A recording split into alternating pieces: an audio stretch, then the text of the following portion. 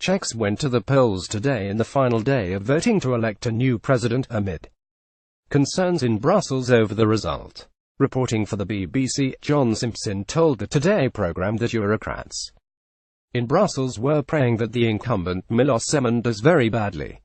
However, contrary to these wishes, Mr.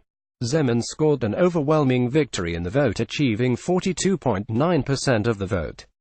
Mr. Zemen, who has served as president for the past 5 years, has used his tenure to consistently rail against the powers of the European Union and has even suggested the Czech Republic hold a referendum on the membership of the bloc. He was leading the polls going into the first round of voting, just 3 months after Czechs voted for a populist Eurosceptic, Andrej Babiš, as Prime Minister. Getty Czechs are heading to the polls today in an election viewed as a referendum of the place in Europe. In recent years, Mr. Zeman has battled with leaders in Brussels over the migration crisis, and against the sanctions on Russia. His closest rival is the former head of the Czech Academy of Sciences, Jiří Drahos, who is described as a quiet, sensible centrist politician and vehemently pro-EU. Mr. Drahos won just 24.7% of the vote, with a runoff vote planned for the 26th to 27th of January.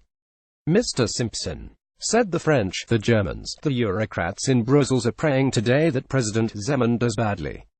In reality, both Zeman and Drahos will do quite well, but not enough to win outright.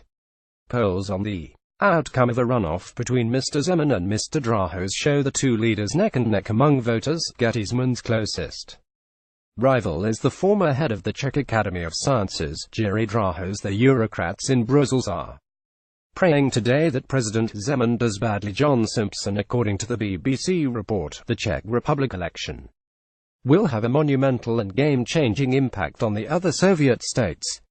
Many see the election as a referendum on the country's traditional European alliances. The Czech Republic is a member of the Visegrad Group, alongside Hungary, Poland and Slovakia, which has increasingly moved away from policies of European integration led by Germany and Brussels. The Czechs are viewed as the most prosperous and stable of the Soviet satellite states, and the EU fears a revival of anti-EU populism if one of the bloc's most vocal critics wins.